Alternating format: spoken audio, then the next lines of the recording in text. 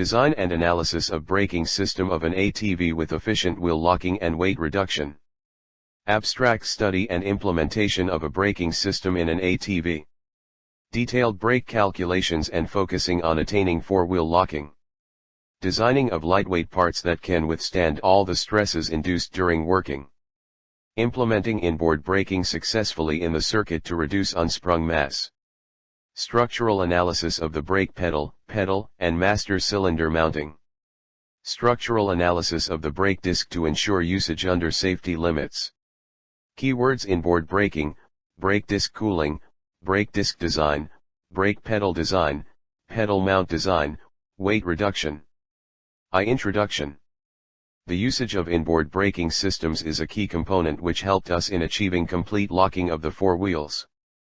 The technology has been used in a variety of automobiles but isn't very common among everyday vehicles. In an inboard braking system, a common disc is installed. This disc is directly attached to the wheel axle connecting the two wheels. Thus it is mostly used on the driving axle. This usage of a single disc puts more stresses on the disc as this one disc now stops two rotating wheels. An efficient and strong inboard brake disc is very necessary to implement this circuit. The presence of higher stresses results in high heating of the inboard brake disc. This was resolved by designing a disc with efficient airflow while also keeping the strength necessary. A braking system works by converting the kinetic energy of the vehicle into heat energy. Therefore it is very crucial that this dissipation of heat is done in a more efficient way, thus increasing performance. As we'll see further, the rear brake disc will experience higher forces than it requires for stopping. A brake circuit. The brake circuit consisted of the master cylinder, stainless steel braided brake lines and the calipers. The master cylinder was chosen considering the respective brake calculations and the requirements of the vehicle. Stainless steel braided brake lines were chosen to minimize pressure loss throughout the circuit as they ensure no sharp bends in the brake line. The calipers were chosen with respect to the brake calculations. Brake pedal. The brake pedal was designed from scratch, integrating technologies for minimizing weight and maximizing strength. Two thin separate steel plates were used.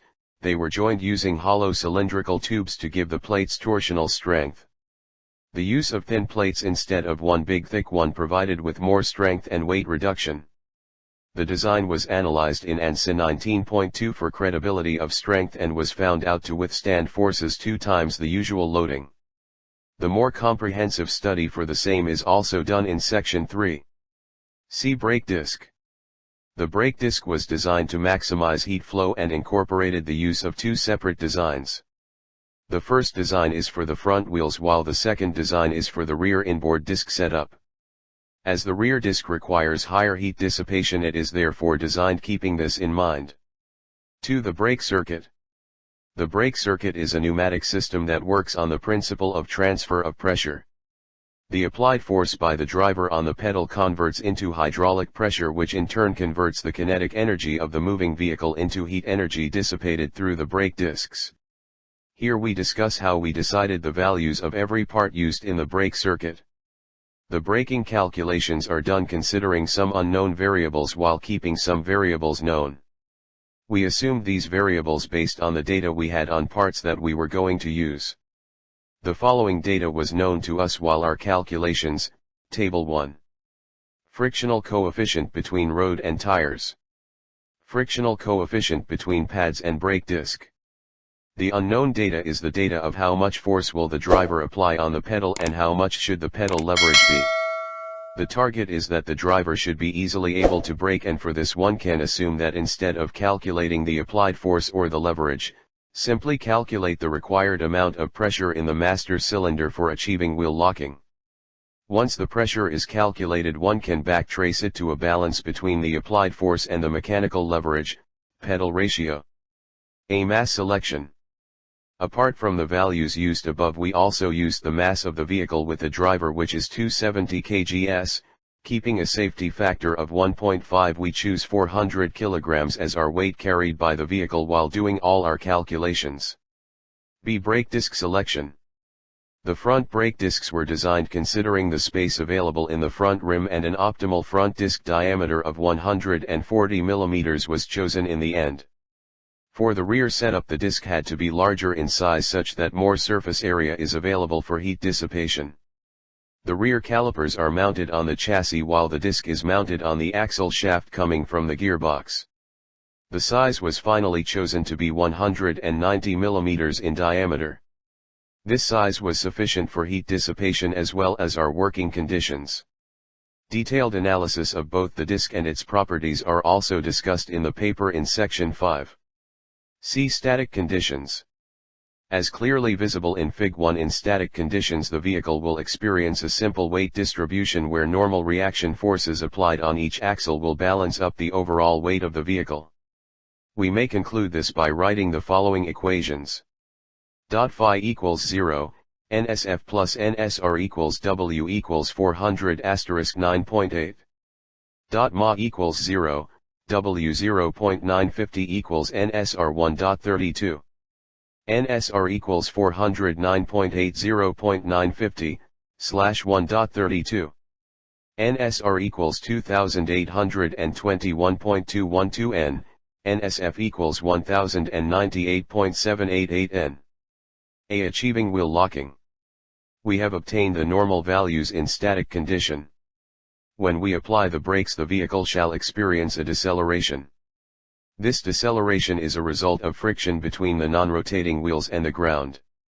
For achieving locking of the wheels, our braking system should be capable of providing a balancing torque equal to the torque the wheels experience while being dragged through the road under frictional forces. This deceleration will cause the body to experience a pseudo-force in the forward direction. This force will cause the weight to shift on the forward axle. This is called the weight transfer, and the value of weight that gets transferred is calculated ahead. It is essential to keep note of the values that get changed during deceleration.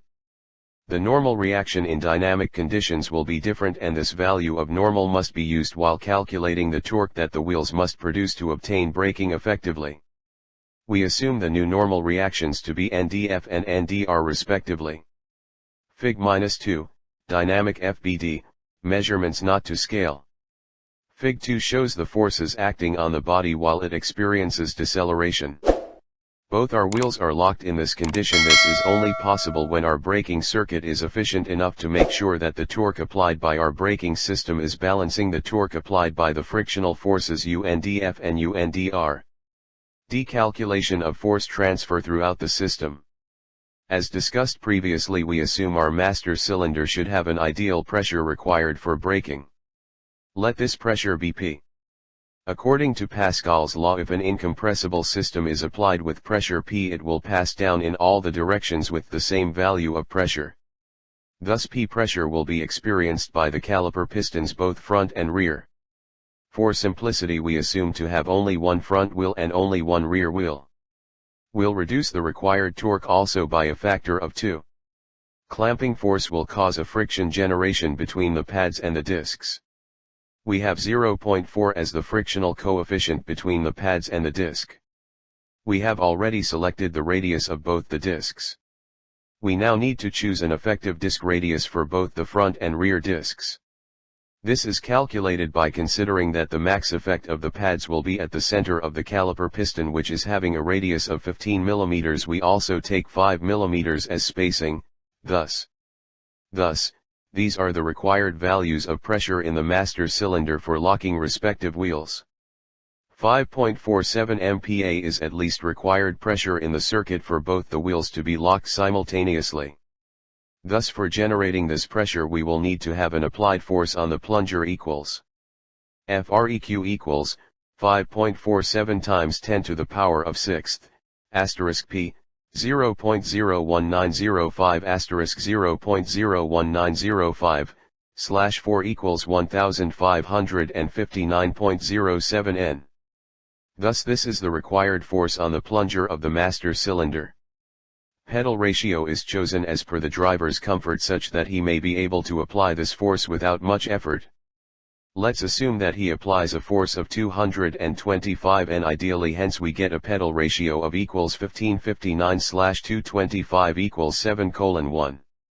3. Brake pedal design. The brake pedal was made from scratch considering a balance in weight and strength. The design was catered towards ergonomics and driver comfort. The pedal was tested for working in such stressed conditions using ANSI 19.2. The details of the pedal are given below. The pedal was tested with an applied force of 225 N on the pedal face. The hinge pivot was fixed while the master cylinder pivot was acted upon by a force of 1559 N, representing the reaction force applied by the master cylinder as the driver pressed the brake pedal. Fig 3 shows all the boundary conditions applied. Fig-3, applied boundary conditions. After setting up all the boundary conditions, we ran the solver for finding out the following values. Maximum equivalent stress, Fig. 4.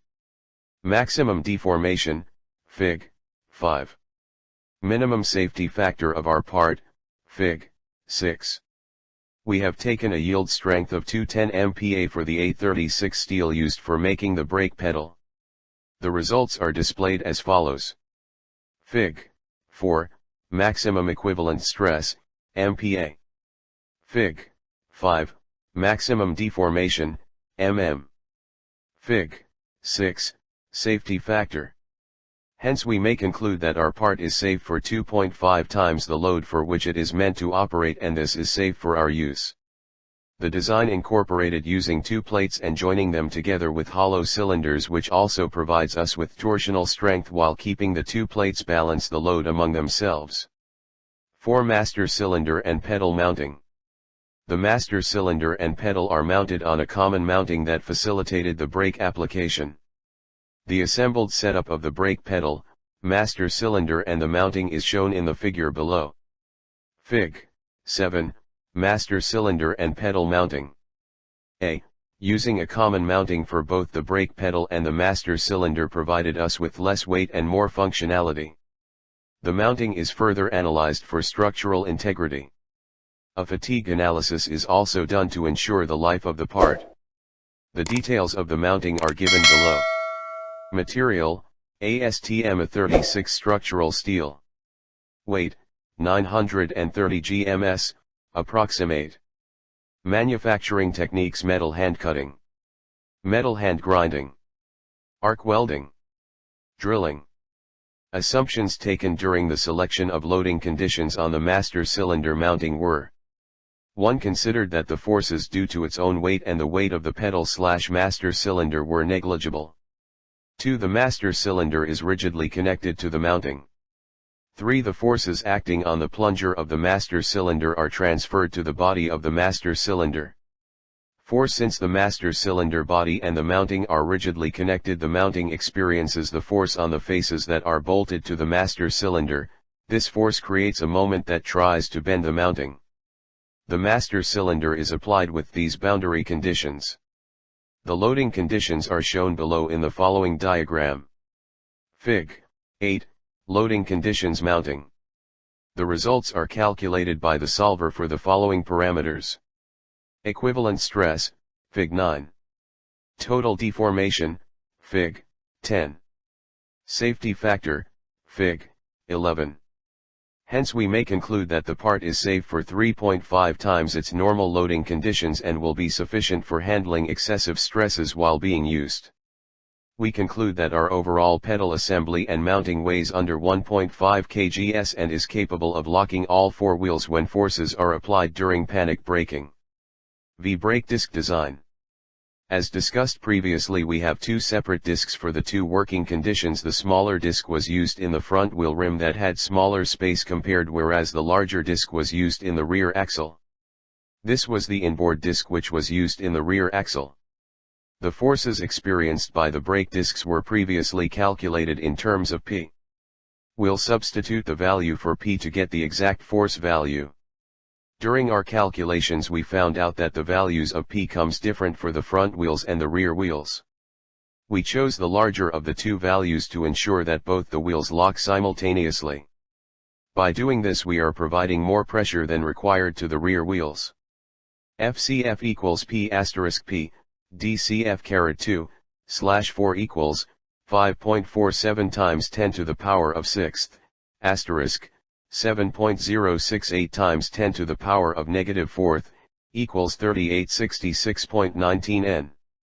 FCR equals P asterisk P, DCR caret 2, slash 4 equals 5.47 times 10 to the power of sixth, asterisk, 7.068 times 10 to the power of negative fourth, equals 3866.19 n. Note that the FCF/FCR is the force applied on one face of the disc. The same force will be applied on the other side too, thus clamping the disc. Moments experienced by both the discs due to the frictional forces. Frictional torque front equals P, 2.87 times 10 to the power of negative fifth, equals 156.789 nanometers. Frictional torque rear equals P, 4.24 times 10 to the power of negative fifth, equals 231.928 nanometers. Details about the discs. A front disc. Material, stainless steel 32. Weight, 200 grams, approximate. Manufacturing techniques: water jet metal cutting. B. Rear disc. Material, stainless steel 321. Weight, 290 grams, approximate. Manufacturing techniques: water jet metal cutting. A. Static structural analysis. For the static structural analysis, the mesh used was hex dominant to maximize the accuracy in result. The following are the details of the mesh designed. A. Front disc. Mesh size 3 mm. Mesh type hex dominant. Mesh element order quadratic. Number of nodes 18,049. Number of elements 3,856. For the static structural analysis of both the discs, the boundary conditions used were the forces applied on the faces by the pads, the moment generated due to the resistive frictional forces while the center hole was kept fixed. The magnitude of all these forces are calculated above. The boundary conditions for structural analysis of front disc are shown in the figure 14. As visible clearly, the disc reaches a max stress of 85.206 MPa. This is under working conditions, as the yield stress of stainless steel is 2.5 times this value. Thus the disc is structurally strong for our working conditions. B. Brake disc. Mesh size 3 mm. Mesh type hex dominant. Mesh element order quadratic. Number of nodes 33601. Number of elements 7816. As clearly visible in the model, Fig 19, there are more slots and holes in the area where the pads will clamp the disc, the yellow area. This is done to maximize the area for better heat dissipation. The boundary conditions for structural analysis of rear disc are shown in Figure 20. Fig 17, Rear disc boundary conditions. Under these boundary conditions we calculated values for total deformation and equivalent stresses developed in the body of the disc. The following figures show changes under these loading conditions. Acknowledgement. The work done in this paper was the original work of the author. I would like to thank my mentors, seniors, and professors that inspired me to constantly work and achieve proficiency. I would also like to thank all the members of Team IJERT and Team United Racing who have helped me throughout by clearing all my doubts and queries.